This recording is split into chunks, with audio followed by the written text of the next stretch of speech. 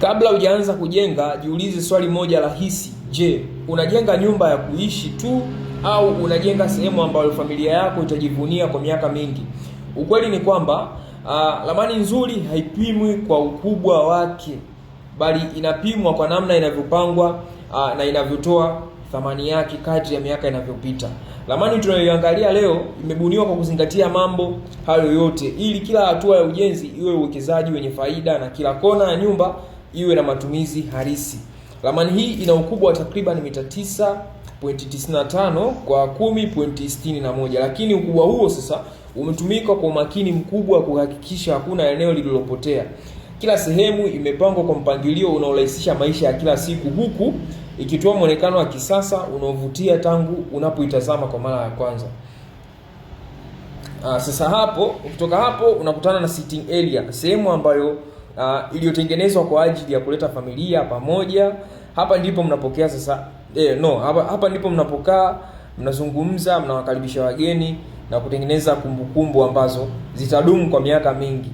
Lakini pia nafasi yake ni nzuri na ina mwanga wa kutosha na inatoa mazingira yenye utulivu wa faraja. Ukitoka hapo sasa unaelekea jikoni. Jiko ambalo limewekwa katika eneo linalorahisisha shughuli za kila siku, lina nafasi ya kutosha kwa makabati, vifaa vya kisasa vya jikoni na sehemu ya kufanya maandalizi ya chakula kwa urahisi. Ramani hii ina vyumba viwili vya kulala vilivyopangwa kwa kuzingatia faragha na utulivu.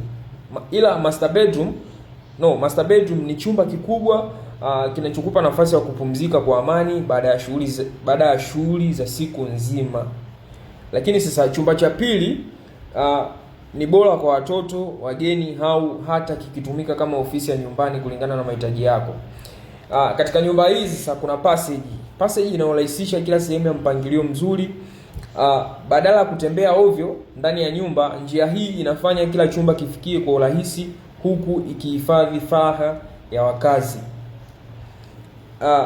Pia ukimaliza hapo sasa utakutana na paa la kisasa lenye muundo wa kuvutia ambalo linaongeza thamani ya nyumba na kuifanya ionekane ya kifahari. Madirisha yake makubwa yanaruhusu mwanga wa kutosha na mzunguko mzuri wa hewa, hivyo kufanya nyumba iwe yenye mwanga, baridi na yenye kuvutia muda wote. Kwa kiufupi tu, hii si ramani ya kujenga nyumba tu. Ni ramani ya kujenga maisha bora. Ni ramani inayokupa uzuri wa kisasa, matumizi sahihi ya kila mita ya eneo ya familia na thamani ya uwekezaji wako wa muda mrefu. Sasa tukija upande wa material, hapa zitatumika tofali 1500 za blocks, tofali za choma 4500, bati 55 za futi 10 pamoja na mbao za kenchi zisizopungua 100.